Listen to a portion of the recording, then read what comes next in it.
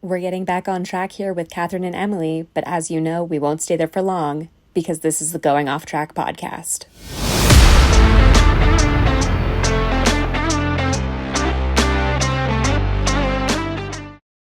Hello, and welcome back to the Going Off Track podcast. I'm Kathryn. This is Emily, and we're podcasting together. I still can't not do this. I know. And yeah, it's weird. But yeah, we're podcasting together. There should hopefully be no audio issues.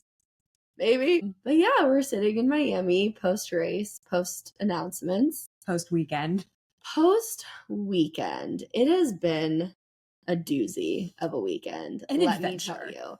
Yeah, this is, like we've said multiple times, this is not the race that we would have picked for our first F1 race. No.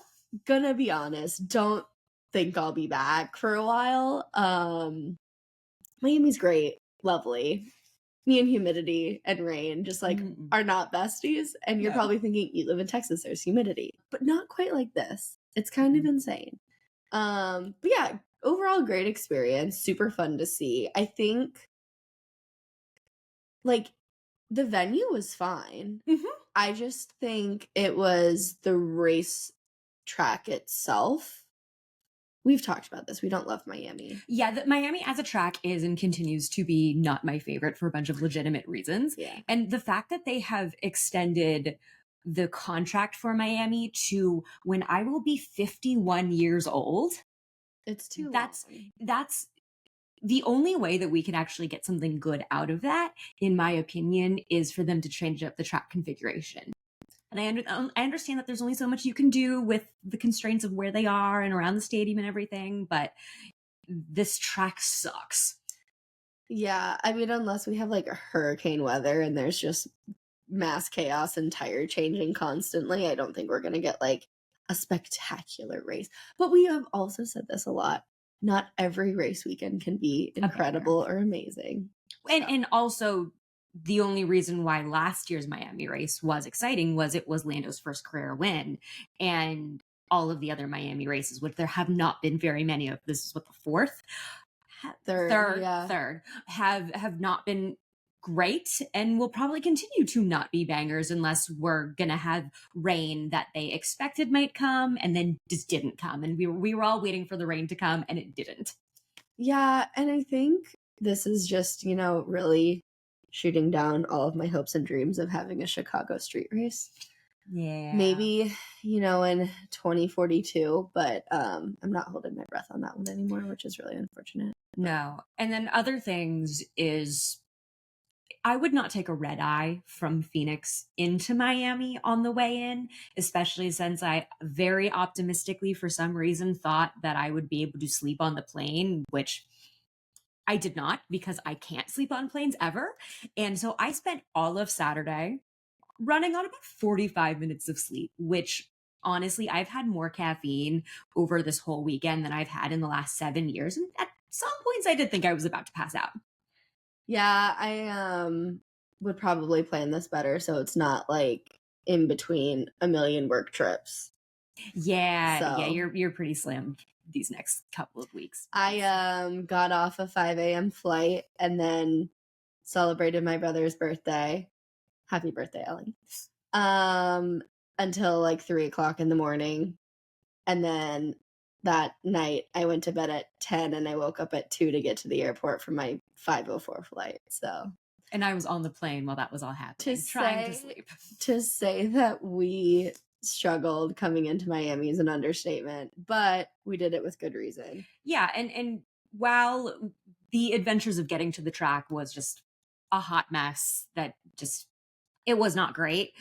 Getting there and not getting there, but being there was great. The facility was great. There was a lot of really great food options that were local, Miami type cuisine that I thought was fantastic. I had a great cortadito at the track, which saved me. But yeah, no, it was really cool the way they had it set up. The stadium itself has a bunch of restaurants too, so you could make reservations, so you could go to that in between races.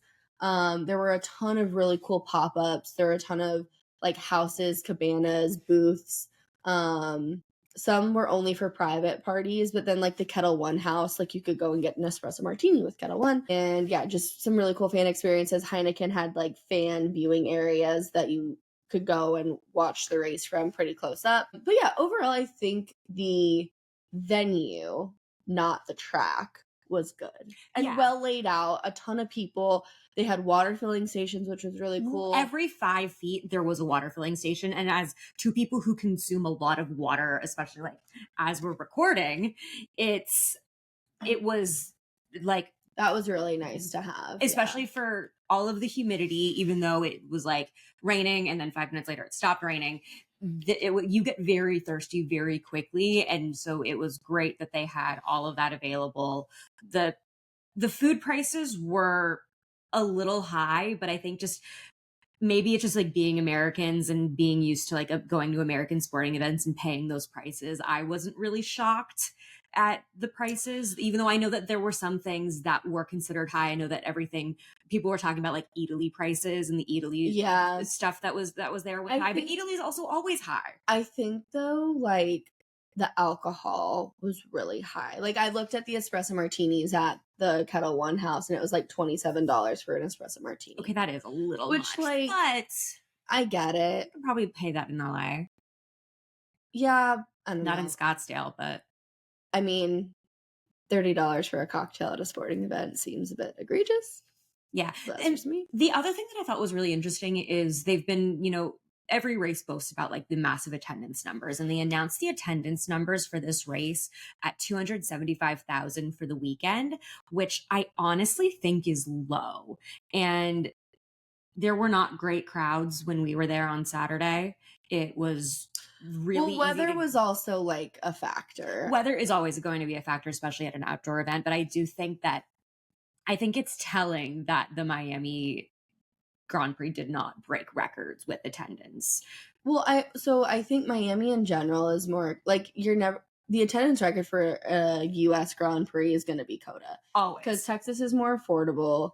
It's like the access to it, although it sucks, is just like you can buy Costco tickets to go to COTA because they have a lot more like GA area, if you will. Yeah. I think Miami is more the experience of being in Miami, and it's not necessarily an affordable race, so you're not going to get like huge draws from your American crowds. Right. I think Miami's a very reasonable city to get to from internationally. We did see a lot of people like from Europe there. Yeah. But I don't think you're going to pull in your big American crowds. I think that's going to be COTA. And I think it's just like a, barrier to entry for Miami. Also, the traffic is terrible. So there were probably people who were trying to go and ended up just giving up. That could also be it as well. I mean, the tickets that we got for like this Saturday day were very reasonable. And I'm sure that there are people who paid the same that we did that would have been like, you know what, let's find a bar. Yeah. Yeah, definitely. Yeah. But all in all, I would like to experience a race in Europe just to see how it's done differently. 100%. Positives and probably negatives from that, but just to see a different experience. Yeah. And I'm open to going to the other US. I would love to go to the other US races. And also like we did things very quickly and we planned this very quickly for reasons why we'll talk about at the end of the episode. But I would have a little bit more time to plan out and get things set so that I know what I'm doing, or that I feel like I know what I'm doing on the way in and do the weekend. But I would go to the other American races, definitely. I don't think I'll ever go to Vegas. I might. I mean, Vegas is really convenient. It's super close to me, for you. So yeah. You can drive there. Yeah, my sisters and I and Guesty Bestie might just pile into a car at some point and maybe knock on my cousin's door and say, hey, can we sleep in your living room for a couple of days? Yeah.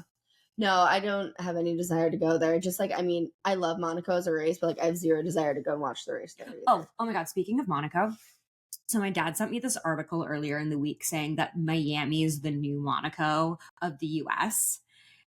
And it's not. So don't call it. Well, I think that's fair to say from like a race and like drawing attraction and the money and the events. No, it 100% is. Okay, yes, you're right. Yeah, I just don't like that they're saying that. I just don't like a lot of things that people say because that's fair.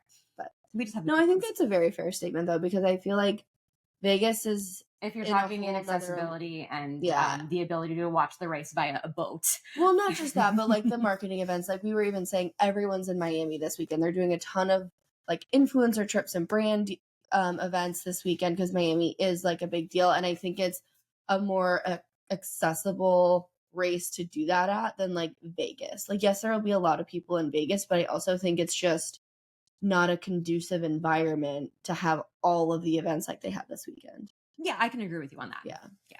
So speaking of the actual racing. Yes. So speaking of the actual racing, so we went and saw Sprint in person, which was super cool to see. One of my friends asked me, they're like, so what does it feel like to be so close to an F1 car? I'm like, it's very loud and like you can feel the vibration. Yeah. I think like that was exciting to see. But I just watched the screen the entire time because we have like one corner and then that's it. But I thought the race or the sprint race was like fine. There was what 3 laps when we were like, oh my god, this is so exciting. And then it's like, okay, well now we're ending under safety car. Yeah, this is the end of the day. Oh my god, I forgot they ended under safety car. No, it was definitely exciting. The weather makes sprint races exciting. Yeah. And the fact that the drivers actually pit, like all of the drivers pit during the sprint race gave us a ton of intrigue. And then you're right, they did end under the safety car. It was like went all the way up and then went womp womp, done. Well, I still think it was exciting to see and like be on pins and needles of like, are they gonna end the safety car? Like what's gonna happen? Yeah. Like that was exciting. But then it was like, oh no, it's over. Cause then but again, we couldn't tell and we couldn't see because we didn't know where the car was because we were just sitting watching a corner. So like overall watching the experience in person, it was really cool to see the cars come by, and when we saw overtakes and stuff, people were cheering and clapping, really exciting. But I think I prefer it at home experience. I had it on open up words, Kathryn. I'm very tired. I had it open on my phone as well. So I always have like the data channel up. I'll have like a couple of different feeds. So I had that for me, which helped, even though I'm used to the F1 TV feed that I watch being a little bit ahead. So being there live and having a delay on the thing that usually gives me the fastest information, that threw me off a little bit. But I did enjoy it. I would happily go watch a Grand Prix race there. I probably wouldn't go to a lot, but I could imagine doing like a couple races a year. And I do feel like I made a good pick because I was the one who ended up picking where our seats were going to be, and we were in that like hairpin of turns like 6, 7, 8, where the marina is, which I think was a for good those spot. of us who don't know corners. Yeah, actually, no. Where we were across from the beach club, the marina was on the other side of the track. Oh, yeah, that's right. I forgot that too. But so we didn't actually see the marina and the fake boats, which, oops, we saw the beach clubs. I saw the F1 Academy paddock, so like I was set. Yeah, that was great. And then the sprint, the sprint race was interesting. I think the only thing that came out of the sprint was all of the penalties. Like, that was all that came out of it. There were a ton of post-race penalties that like maybe it was just because we were running around all day and we had so much going on that like it was like, there have been 800 penalties applied afterwards that we totally missed. Well, that changed the top 8. We definitely were like, oh, Liam Lawson's going to get called for that. So-and-so is going to get called. So I think we called him out, but we just forgot about it. And then it wasn't officially done. Because it was hours after. It was a couple hours after, but the top 8 ended up being Lando, Oscar, Lewis, George, Lance, Yuki, Kimi, and then Pierre ended up in P8. Like, I think it was at the time it was Yuki at the end of the. Well, no, because we were like, maybe Yuki will get to P8, and then he ended up in P6. And yeah, I'm like, that's oh wow, what it was. Really jumped up there. Yeah, so. that was what we missed. And then the Grand Prix itself, which we watched today at a sports bar, was exciting for like 5 seconds, and then it was just like waiting for something to happen, and then nothing really did, which is also kind of like that's what happens with one stops unless a safety car pops out, or one stop is just you go, you race, you have one chaotic safety car period, and then you're done. Yeah, I think the like virtual safety cars made it a little interesting because like McLaren was able to pit under a virtual safety car. They did a great double stack. Yeah, they did a really good double stack. I think their strategy played out really well for them.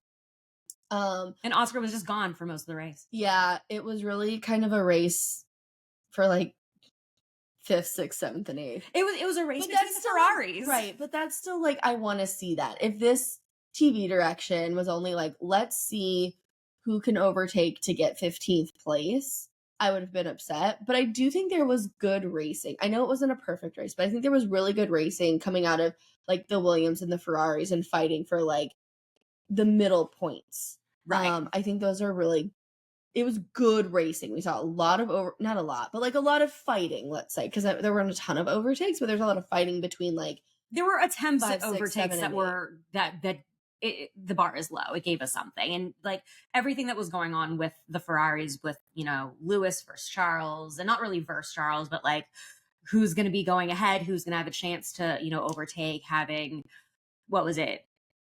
Lewis staying in Charles' DRS, which is the Carlos Sainz trick to give your teammate DRS to pull you ahead of the person behind you to protect. And that was protecting from Carlos. And then Lewis and Carlos fighting there all the way at the end that could have been a little dicey between them. yeah. But no, I didn't think it was like terrible. It was exciting to see Albon get, you know, a high point finish. Has he placed P4 before, or is P5 his highest finish? I think P5 might be his highest finish. But all in all, double points weekend for Williams, I think is great. It looks like Carlos is finally getting more comfortable in the car. Yeah. I'm excited to see what he does, like, let's say in like 3 races from now. Also, we know Carlos really struggles on sprint weekends. So. Yes. And I don't think he came out of this win or this weekend very, very happy, but he'll get there. Yeah. One other thing I want to talk about too from the race, because like honestly, the podium at this point is just like snooze fest, right? Like I don't know. Yeah, we know what happened. There was a protest afterwards from Red Bull to see if they could get George demoted from P3 and put Max up in P4. But we can only talk about like Oscar, Lando, and George so much. So let's talk about also really quick. Alex's best finish is P3 back when he was at Red Bull. Okay, well. Yeah. But still, I mean, at Williams. At Williams. P5. I think P5 is the highest placement from Williams in a very long time. Yeah. Let's use a vague statement and not put statistician Kathryn on the box. Statistician Kathryn is always here. This is his second P5 finish of the season, and it ties his best finish at Williams, which is great. And Williams is on a tear this year, and they're solidly P5 in the championship. We love to see it. I think that they're on pace to beat the crap out of their points total for, you know, the last decade and a half, or not half of a decade plus 7 years. Words. I'm tired. And so I think this is what you want to see out of a historic team like Williams. Yeah, exactly. So another group I want to talk about is the rookies. Yeah. The poor sweet rookies. Like, bless them. God bless them. And honestly, I don't want to say like I expected this, but I kind of had a feeling that this weekend would be rough with weather, it being a sprint. A lot of them have not raced here before. I think the rookies have kind of been thrown for a loop here. It has not been an easy start to the season. No, the rookies have been going through it. Yeah. All of them. And I think Toto said it best when he was saying, like, we're really excited, like, for the races coming up because we're about to go to Europe where all, like, not all, but a lot of these guys have raced before, because if it was in another support series or just being able to get testing in, a lot of them have more experience on the European racetracks, which we haven't been to Europe yet this season. We've been in, you know, Australia, Asia, and not the US or North America. So I think they're struggling, but they're gonna start to get better or start to see improvement just because they have the familiarity. They have more kilometers under their belt, if you will, in Europe. So I'm excited to see what they do. I feel bad for them because I feel like it's just a really big like demotivator when you DNF or when you know, don't, especially when all 4 of the DNFs today were by rookies. Yeah. But also it goes to show how great of a job Hadjar and Antonelli are doing. Isaac Hadjar shirt, they are both just doing so well for the fact that they're finishing races, and Kimi has been in the points in all but one race this year. He finished just out of the points in 11th in Bahrain. Like, to no fault of his own. To no fault of his own. That was a strategy call that went against his very, favor. very wrong. So It's especially since this is one of the biggest rookie classes and one of the most talented rookie classes since the George Lando Alex class of 2019. This is a great start, and especially since last year was the exact same grid as 2023, we're seeing some unsurprising growing pains from new people to the grid this year. And like you said, Europe is definitely going to change the game. And I think that we're going to see a lot more improvement from the rookies very quickly once they get out there. Well, and I also think we're about to go into better weather in Europe too, because I think we've had a lot of bad weather so far. Yeah, So Australia was absurd with weather, so you're right about that. And it'll be, I'm really excited to see what we're going to see out of the rookies once we get to the European races, even if it does mean having to wake up at super early hours to watch these races. Yeah. Okay. Well, I kind of want to just jump into predictions, how we did. Yeah, let's do it. I don't really have anything else to talk about because no, honestly, the race was very the highlight of race day for me was the Lego driver parade. Oh, it was so good. So if you missed it, all of the, and I don't know how you can because it was all over social media, but the drivers were in life-size Lego Formula One cars that we were very surprised to see actually drove. Because we saw them, like we didn't see them there, but we saw pictures of them there. We couldn't find them. We walked around. I was over it. We didn't look very hard as well, but to be fair, we did not put in a ton of effort. But I was exhausted. 45 minutes of sleep. There were only so many things I could do. But we saw it on social media, and I was like, "Oh, that's really cool that someone did that." And then all of a sudden, it's the driver parade. I'm like, "That is amazing." And not only that, but the drivers. I have never seen these people in Formula One look like they are having so much fun. They driving like kids. They did look like in a kids. Lego shop. Yeah, I mean, you had like Fernando Alonso. They were like tandem seats. So you had like a driver in the front, and then you had someone sitting in the back. Kind of like I compared it to the Matterhorn toboggans at Disneyland. So you had them like just sitting with each other. There was one point where George was driving the Mercedes car, and it was like veering everywhere, and it was veering all over the track and like hit an Alpine because he was trying to take video. Well, he was taking video, and Kimi Antonelli, who is very tiny compared to George, is reaching around him to like hold onto the steering wheel. So when I saw that video, I didn't realize what was happening because when George just sat there regularly, you couldn't see Kimi because he's so much taller than Kimi. And so when Kimi's hands were like reaching around, it looked like George had just 4 hands. And I was like, oh, maybe it's a delay or something wrong with the video. But he's like taking video and the car is going everywhere. And and then Pierre hit the Red Bull. Yeah, Pierre hit it. Like they I think the Ferrari also crashed, or someone crashed into the Ferrari. Yuki was sitting in the back seat with Max, and Yuki's just like, pretend I'm baby Lily, and Max is just like, But honestly, okay, I think Max is really over the dad thing. So over the dad thing. Really did we talk about that? No, we didn't talk about it in the predictions episode. Max and Kelly had their baby. Yeah, Max missed the media day on Thursday because he was taking an extra day to be with the family in Europe. But Max and Kelly had the baby. Her name is Lily. She's very cute from the little bits of her that you see on their social posts. But everything has been, there's a real concern that drivers are slow when they become dads. Look what happened to Sebastian Vettel as soon as he started having kids.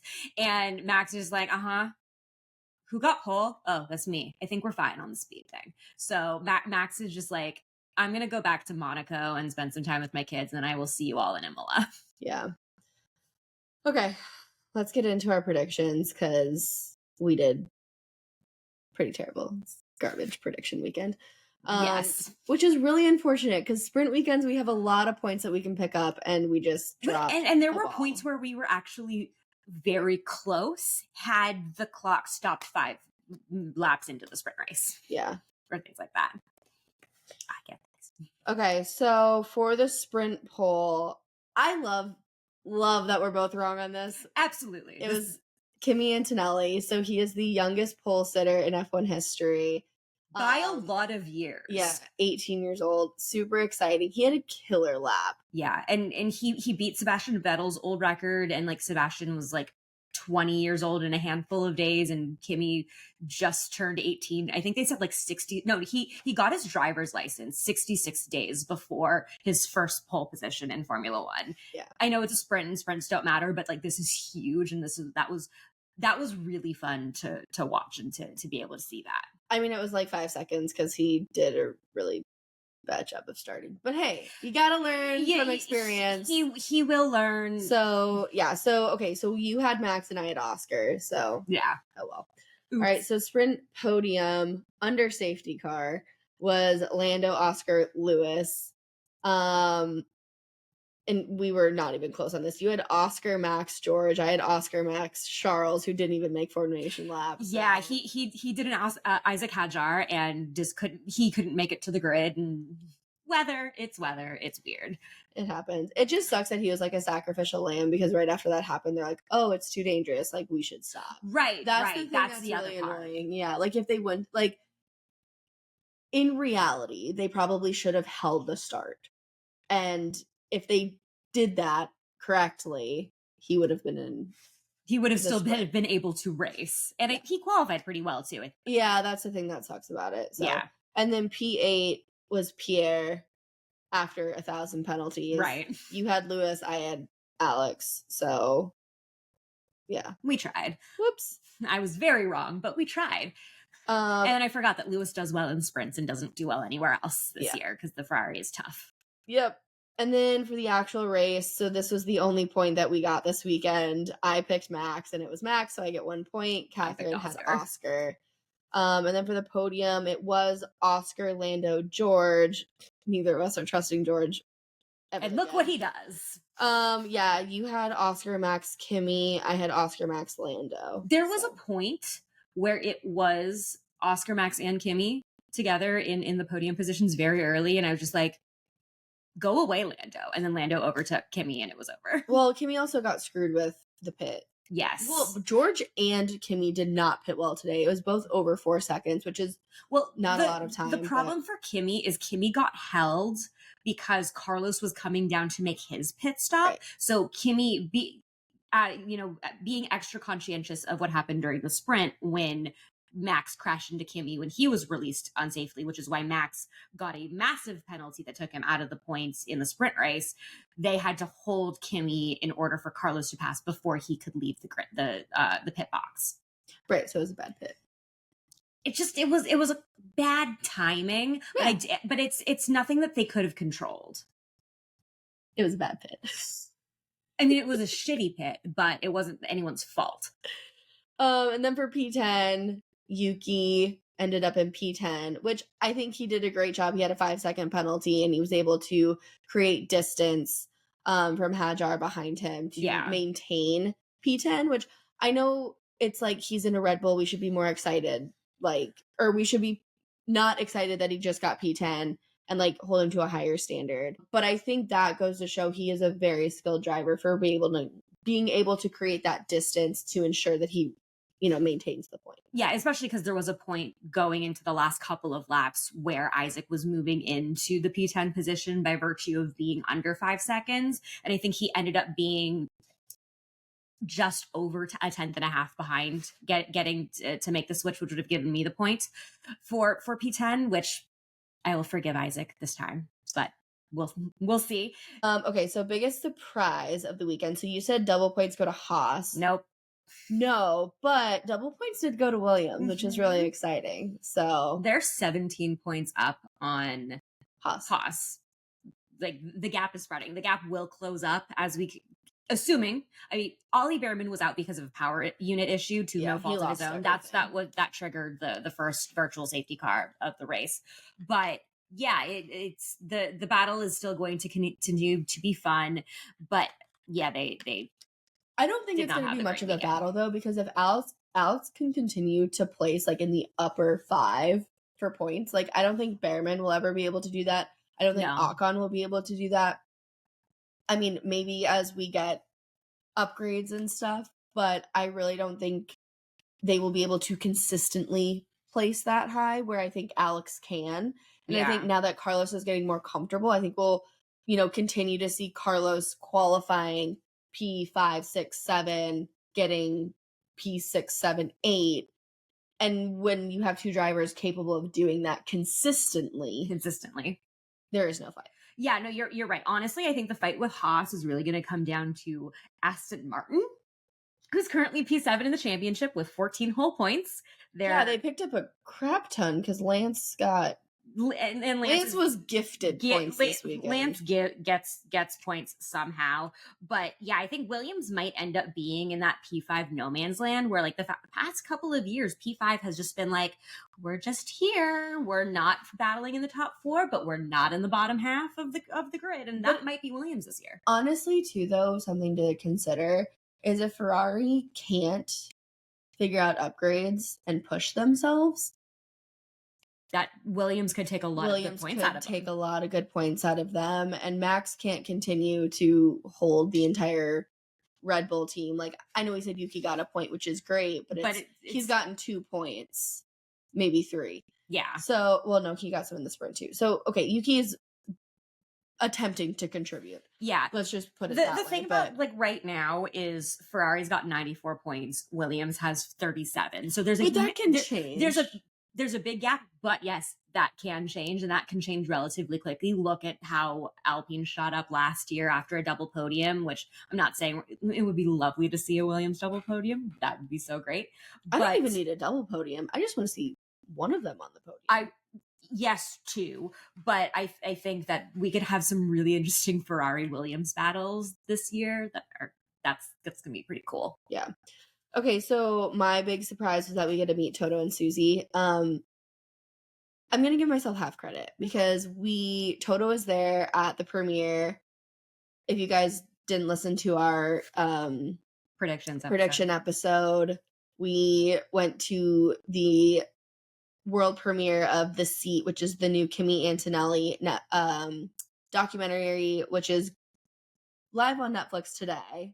As of publishing, yeah. It will be out. Go watch it. It's 45 minutes of your life. We'll talk about it. I think we should do it at the end. Yeah, we'll talk about it later. But we were in the same room as Toto and Susie. I could have reached out and touched Susie, and that was really exciting. We also were very close to Toto. Toto's even taller in person than you think he is. He's also so incredibly hilarious. I felt like I made a new best friend, so I'm giving myself half credit for this one. 100%. That was one of the coolest things, and there are more cool things that we will talk about as we keep going. But first, who's going to do a dumb? And I think the dumb was basically very self-explanatory throughout the entire weekend. Yeah, so we both said Ferrari. Yeah, I just think they're struggling strategy-wise. I think they're struggling to really integrate Lewis into the team well. And Lewis expressed a lot of that frustration today. Like his radios, he does it every race. Well, yeah, but I think his radios this week. This is the second race where we've had like some particularly unhinged radio messages from Lewis that were pretty hilarious as people watching. But I'm sure that he was not thrilled when he had to say the things that he did in the car. And it's obviously, we know it's going to take him some time. We know that the Ferrari has issues that Lewis can't outdrive right now, but my dumb from Ferrari is really more so just that livery looked awful, even in person. Yeah, it wasn't great. No, not my favorite. Not anyone's favorite, honestly. No. Okay, so that's brings us to F1 Academy recap. So it was also an F1 Academy weekend. We did get to see some racing from the F1 Academy. I would love the opinion that you told me about F1 Academy racing from your experience watching it. I know you have a few. Okay, so here's the thing. The idea of F1 Academy is really exciting. In reality, it is incredibly boring. Oh my god. I think it's in person. It's incredibly boring. Yeah, okay, that's fair. Because, okay, these cars are much smaller, much less powerful than Formula One cars. We were watching the sprint. I was like, okay, car go by, zoom, fast, watch screen. Here comes the car again. And it's 19 laps, and the race lasted a little bit longer because of a safety car, but maybe 35, 40 minutes, whatever. So F1 Academy races are 13 laps, so 6 less than a sprint race. And it took, I would say, double the amount of time. It took almost a full hour. Yeah, and it was so slow. And it was car goes by, and then some more, and then some more, and then you have the last two. And it's been maybe a full 2 minutes. Which is the amount of time it does take these cars to get around the track. Right. If you look at the quality times from F1 and the quality times from F1 Academy, they're about, like I said, last time we talked about F1 Academy, they're about 45, 50 seconds behind in pace from an F1 car, which you would expect that out of a car that has significantly less power and less size and all of that. But especially on a track like Miami, which is so long, has such a long back straight, is not conducive to good racing, even in Formula One, it makes it even more difficult to watch F1 Academy in person. Yeah, I mean, I think so. Translating to also watching like on TV, I don't think it's as good of a product, and I think that's where this whole F1 Academy is going to struggle, because like you tune into something for entertainment, and when cars are much slower and not as powerful, which to no fault of their own, this is a feeder series and it's very beginning of their careers, but I think it's just, I mean, one of my friends made the, comparison of like WNBA to NBA. And I'm like, it honestly kind of is. Like, but with the intention of getting them to F1, where like WNBA is their own thing and it's not like they're going to make the jump to NBA. But it's completely the same thing. Like, I personally don't think I would like actively seek it out if I wasn't doing this podcast. That doesn't surprise me. I, as somebody who like spends 90% of my time thinking about sports and the other thinking about why my cat is sleeping on my treadmill, I having spent the amount of time that I have had in Formula One, it wouldn't surprise me that I would also find myself to F1 Academy. I'm getting into watching re-airs of MotoGP, which is just like, if you find me a sport that is in any way entertaining, I mean, MotoGP had me at the butt cams. So there's that. So it doesn't surprise me that I would get into F1 Academy, but I also wouldn't follow it as avidly as I would without this podcast. That said, I do think that it is a little easier to watch F1 Academy on a broadcast than it is Oh in yeah, person. like when they were showing it, I was like, okay, this is like not horrible. I do think it is the only like check I would say in the positive column for me is that the cars are much smaller, so the overtaking is easier and there is more overtaking. So Yeah. on a more conducive track, I could see it not being as bad as Miami. Yeah, Miami just doesn't put on a good show, and we did have a good show from that race because there was a ton of overtaking. Mhm. If you look at, so the first race is the reverse grid race.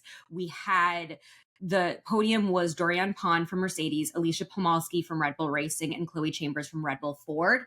They started 6, 7, and 8 and managed to make their way through and overtake, which is, I mean, maybe you would see that out of some of the more experienced drivers in Formula One if they have like a brand new engine in the back, but you're not going to see that, especially on a track in Miami or just in general. So that was impressive out of 3 pretty legitimate podium contenders. Unfortunately, the second race, which was this morning before F1, was postponed because it was torrentially downpouring in Miami Gardens this morning. So it was postponed, which means, like they did last year when they lost the second Qatar race, they will tack it on. So one of the 4 upcoming race weekends will have 3 races in a weekend, which is what they did the first year in F1 Academy. So at the very least, Chloe Chong will be familiar with what that takes exertion wise. She is the Charlotte Tilbury driver. Still love that livery. But nobody got points for the second race, and that is also the race that you get more points, which is kind of a bummer. Chloe Chambers got her 2 points from securing pole position in qualifying, and the standings actually did tighten up based on the first race of the weekend. So Maya Vu, who moved up into the lead of the championship after Saudi Arabia, she is only 1 point ahead of Dorian Pon in Mercedes at 63. Then you have Chloe Chambers right behind them with 55 points, and Alicia Pomosky has 44. So they're really pulling away, I'd say, as contenders for this year's championship. And I think that if the 4 of them can continue performing in ways that gets them onto podiums consistently, then it will be a very close, very tight championship once we get to Vegas. Yep. And this is round 2 for them. 3. 3? Yeah. China? Saudi Arabia. 3. I can't keep anything straight. Math So is they'll hard. have round 4 coming up in June. So we do have a little bit of a break from F1 Academy now, and that'll be at the Canadian Grand Prix in Yeah. Montreal. We were a little spoiled because we got race weekend. Everyone took a week off, then another race weekend. Now we're going to basically see every month. We will see F1 Academy through the end of the year till Vegas, which is fine. If you want more racing, you could also get into F2 and F3, and I'm sure there will maybe be some whisperings of features of Formula One in F2. But I also think that whoever the F2 champion is going to have a tough time breaking into F1 next year in the just general situation of all of the rookies and everybody having contracts and going into a new regulation period next year. Yeah, I think it's gonna. I hope we go back to normal silly season and like all this takes place in August, but that would be nice too. Who knows? Okay, so last but not least, the documentary we went to. So it was super cool. Mercedes Petronas AMG, whatever. AMG Petronas F1 team. Whatever. Laura Winter from Formula One F1 TV. She's one of their main presenters. She nailed the team name in a way that Lewis always struggles with, and so it always entertains me, like who in Formula One can say the Mercedes full team name. Well, Toto even struggles. Toto even loves with it too, but.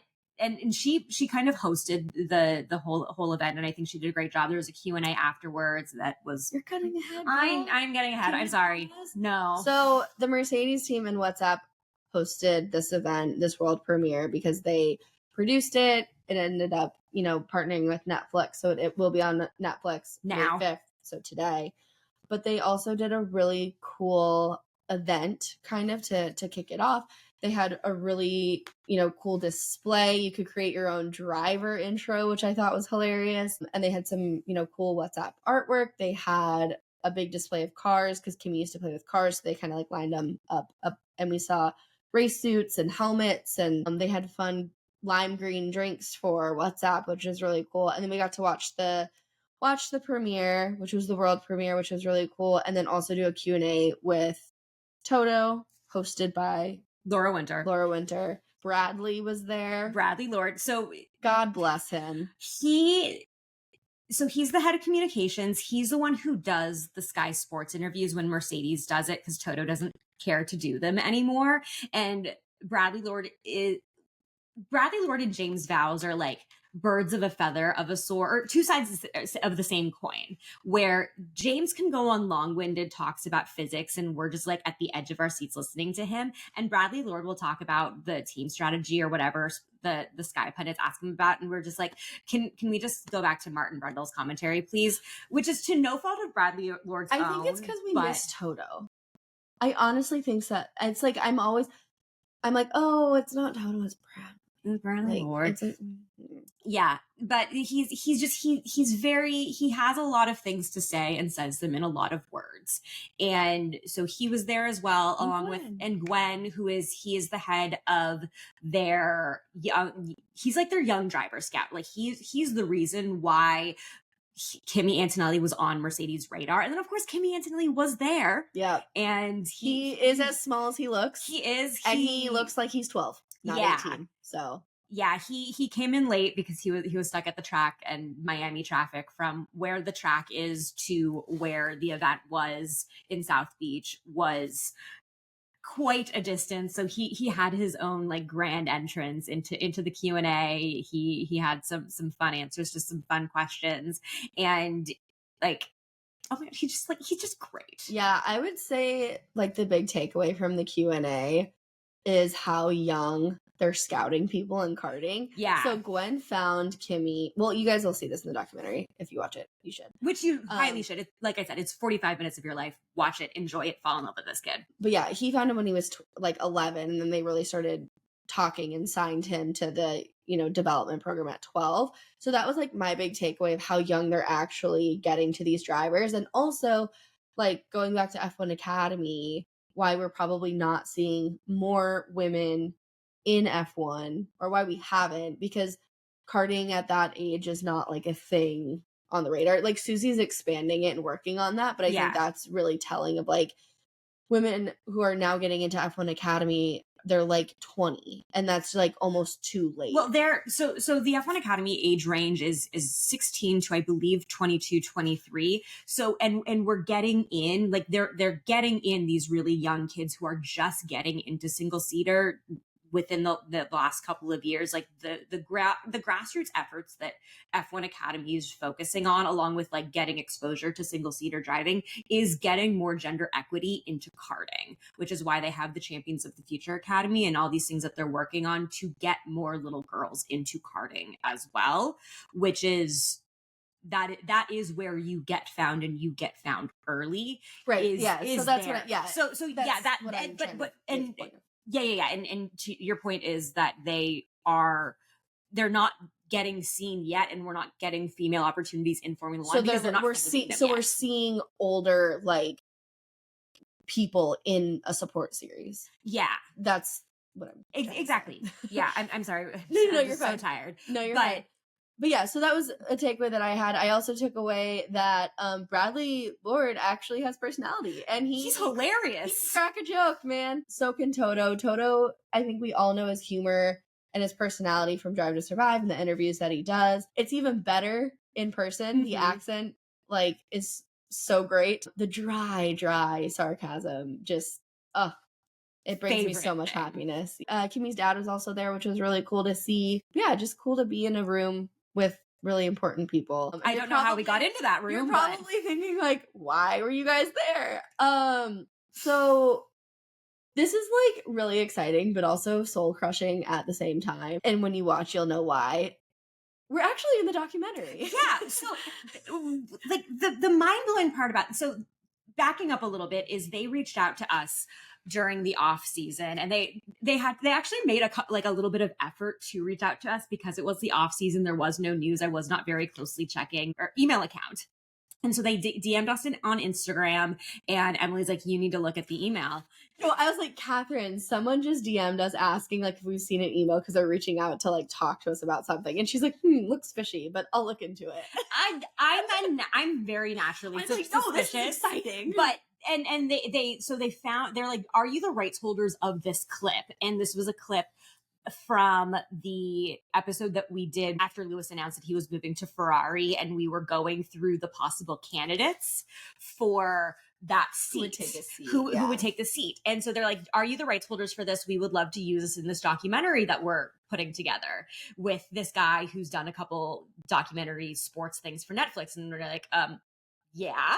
Well, no, at first Kathryn was like, I don't know, I'm going to do some research. And she's like, okay, they look reputable. I'll respond. And I'm like, I'm so glad that you're doing that, because I would have been like, oh, fun, Netflix. Yeah, take whatever you want. But yeah, so we went back and forth with them and just kind of talked through, I don't know, helping with they recording lines just to help with like voiceover. They asked for transition. Yeah. They sent us they asked us to send the raw clips, which you will have seen. And they are raw, let me just tell you.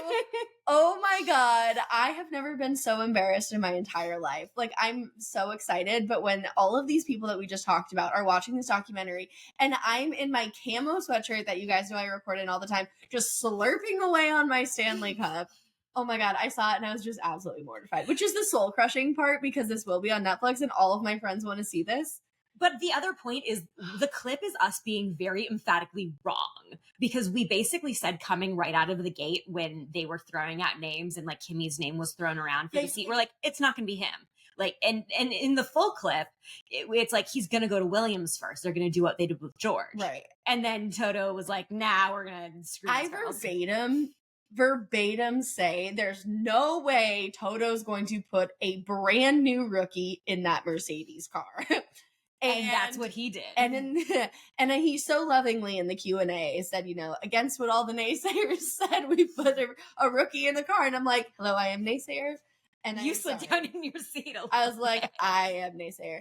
But no, it was really cool to see us. It's like a 5-second clip, but it's in the first 7 minutes of the movie, honestly. So here's the thing that like I didn't expect us to be the only Sky Sports the person. only non-professional media outlet that was included in this montage. I thought that they were gonna like throw us in after the We're sitting on the floor of a hotel room. We are professionals. Well, yes, we are, but like we don't get paid to do this yet, and the fact that we are in a montage with big names and big commentators that I'm probably gonna have to be nicer about is I'm just really when the producers like realized that we were there and they came up to us and like they recognized us. That was the cool. That was they're like, wild. oh my gosh, Emily and Kathryn, one of you lives in Argentina, We and didn't like think you were coming. Oh my god, yeah. So it was really cool. Yeah, they're like, we're so excited that you're here. We love your clip. We're so glad it made it to the movie because, like, honestly, in all honesty, transparency, I thought we were going to be left on the cutting room floor. Oh, and I agree. I would be okay with that because of how I look. I'm just getting the opportunity to be invited to provide content for this and to be invited. That was great. Like I was telling a couple of people, like, it's like I have news that I can't talk about yet. And I was expecting to be like, hey, there's this documentary that we were invited to be in. We weren't in it, but we did go to the premiere. You should watch it anyway. And now I can say, hey, here's this documentary. We're in it. Watch the first 5 minutes and then you can go on with your life, but watch me in a Netflix documentary. It is a documentary. It is on Netflix. Our faces are on Netflix. Yeah.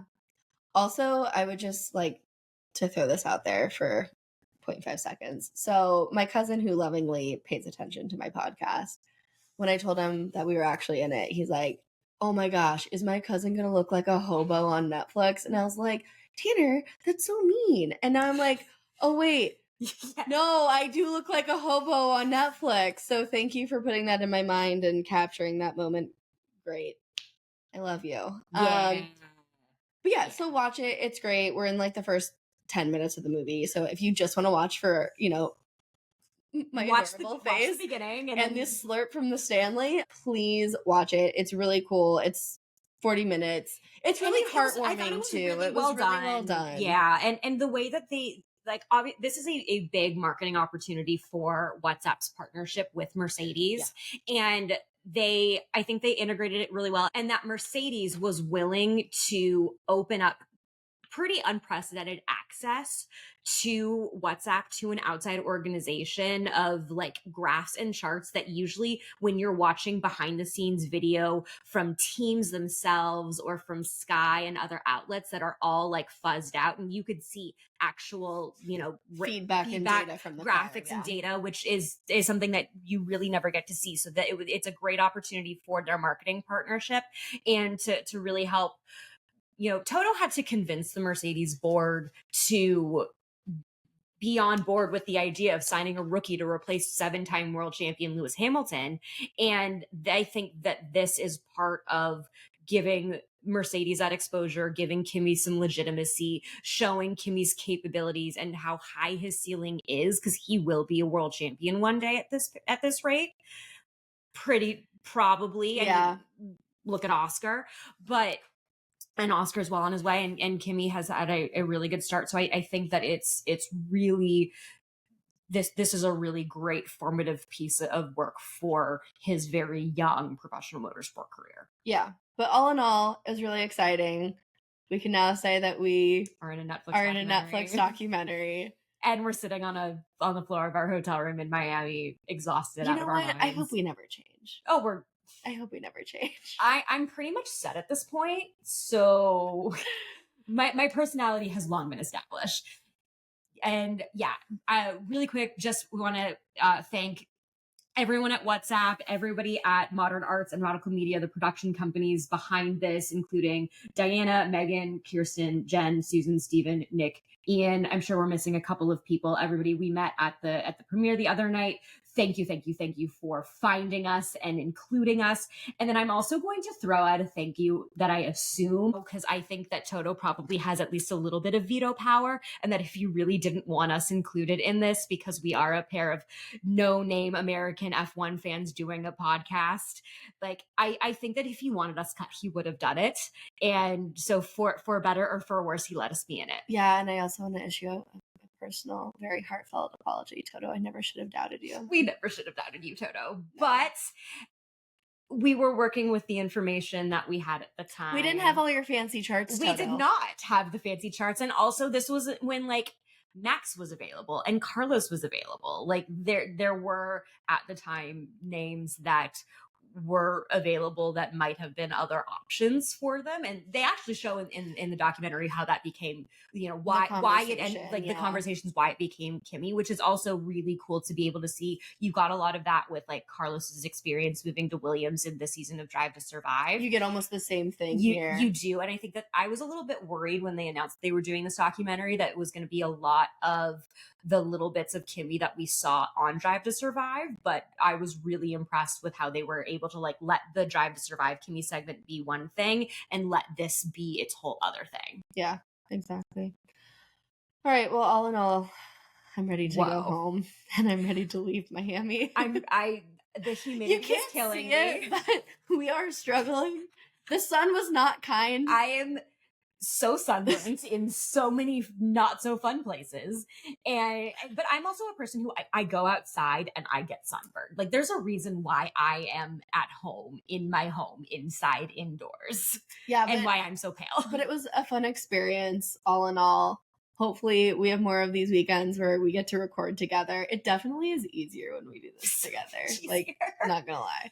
And I also really appreciate and am really grateful to WhatsApp and Mercedes for inviting us here, because had they not invited us to the premiere, we would be watching this from our respective homes or from your respective hotel rooms and not have had this really cool opportunity and experience. And going .off.track on Instagram, we'll have a bunch of videos and photos and some carousels. So go watch all that stuff. We took a ton of pictures at the premiere, at the race, in the fan zones. We have a ton of it, so that'll come your way. I think my off-track moment, honestly, is just the premiere. 100%. That's my fun thing. And it was also cool to see like the posters of this seat everywhere all over Miami, wherever we were going. So that was really cool to see too. But yeah. So that's just my quick off track moment, because we're already an hour into this. Tired. And so coming up next, Imola in 2 weeks. And we'll have that for you. Yeah, we're probably not going to have a lot of stuff. You can just look at all of our the seat related stuff on socials this week. And I don't think we're going to have the capacity to do an F101 or anything, but we will be back in time for Imola. Imola will be a race, an adventure, something, but it will be Europe, and it will be a very interesting opportunity for, like we said, the rookie drivers to maybe get on a little bit more of an even ground, so to speak. So it should be interesting, but you know our feelings about Imola, and if not, watch our reaction from Imola's last year. Yep. But that has been our recap of our entire weekend in Miami. Thanks for going off track with us, guys.